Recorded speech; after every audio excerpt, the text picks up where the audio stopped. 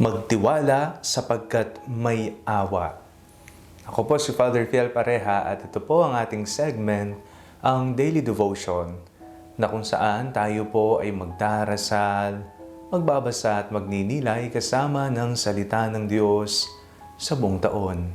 Manalangin tayo. Sa ngalan ng Ama, ng Anak at ng Espiritu Santo. Amen. Halina, banal na Espiritu, liwanagan mo ang aming puso at isip nang maunawaan at may sa buhay namin ang iyong salita. Amen. Our Bible passage for today is from the book of Psalms, chapter 33, verses 18 to 22, and I read it for you. Truly the eye of the Lord is on those who fear Him, on those who hope in His steadfast love, to deliver their soul from death, and to keep them alive in famine. Our soul waits for the Lord. He is our help and shield. Our heart is glad in Him, because we trust in His holy name. Let your steadfast love, O Lord, be upon us, even as we hope in You. Saan mo inilalagay, saan mo inilalagak ang iyong pag-asa? Ikaw ba ay umaasa sa salapi na tipong ikaw ay nagpapakapagod, inuubos mo ang iyong lakas, enerhiya, panahon, maging sa weekends ikaw ay nagtatrabaho sapagkat gusto mong magkaroon ng maraming salapi. Ang pagtatrabaho ay isang regalo.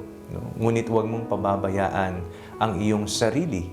Kung nagkakasakit ka na at nasasobrahan na, at kung nawawalan ka na ng panahon para sa iyong sarili, at maging para sa iyong mga minamahal mong pamilya, mga kaibigan, abay, maaari mo nang tanungin ang iyong sarili. Karapat-dapat ba? Mahalaga ba, makabuluhan ba ang pag-iipon ko ng maraming salapi?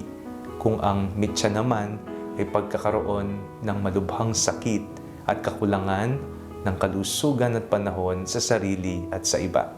Saan mo inilalagak ang iyong pag-asa? Sa mga taong nangangako na ikaw ay tutulungan? Papaano kung sila'y mawala? Papaano kung magbago ang isip? Ano na ang mangyayari? Saan mo ilalagak ang iyong pag-asa? Ang ating pong salmo sa araw na ito ay nagbigay sa atin ng hudyat kung saan nga ba natin maaring ilagak ang ating pag-asa. Sabi ng salmista, "Let your steadfast love, O Lord, be upon us, even as we hope in You." Sa Diyos ilalagak ang pag-asa, sapagkat Siya ang ating pag-asa at pinagmumulan ng pag-asa. Magugunaw ang mundo, matatapos ang lahat, mawawala ang lahat, maagnas, malulusaw, mangangalawang at kung ano pa. Ngunit ang Panginoon, lalo na ang Kanyang pagmamahal, ay hindi magmamaliw, hindi mawawala, ni hindi ka iiwan ng Diyos. Kaya naman sa bawat minuto ng iyong buhay, lagi mong i-remind ang iyong sarili, ang pag-asa ko ay nasa Diyos. Iwan man tayo ng lahat, ngunit ang Diyos, hindi niya tayo kailanman iiwan. Manalangin tayo. Panginoong Hesus, Ikaw ang aming pag-asa. Matutunawa kaming kumapit palagi sa iyo, lalo na kapag kami ay nagkukulang na sa pananalig at kami pasuko na sa aming pananampalataya. Amen. Sa ngalan ng Ama, ng Anak at ng Espiritu Santo. Amen.